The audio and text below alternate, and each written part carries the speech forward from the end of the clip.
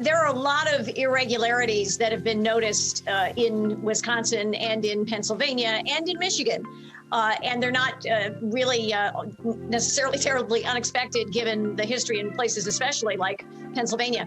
So the president wants every legitimate vote, legal vote to be counted. There's no whether it goes for him or against him. But there are a lot of questions about some of the ballots that are being allowed in and whether or not they really are legitimate. So and whether or not, in fact, every ballot that deserves to be counted is counted. And that's the basis for this legal action. It is the right thing to do.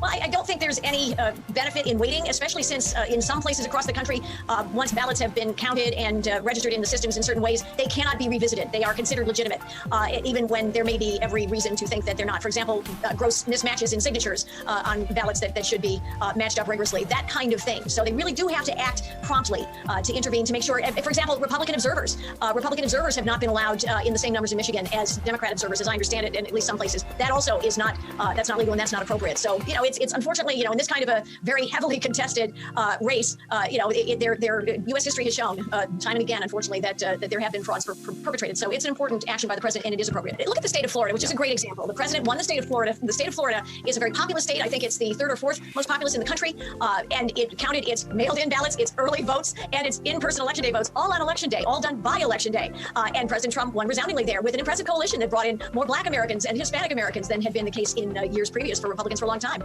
That should be cheered. Same kind of great coalition in the great state of Texas, which wasn't considered a swing state, but nonetheless, Texas managed to do this. And the president has every reason to anticipate, his team anticipates certain types of results based on what they know, based on their own examinations of the polls that they do. Well, but look at the Pennsylvania Secretary of State, who the day before the election said, look, we know Joe Biden has won this election. This is the Pennsylvania Secretary of State. We know Joe Biden has won this election, but President Trump is going to try to suppress the vote.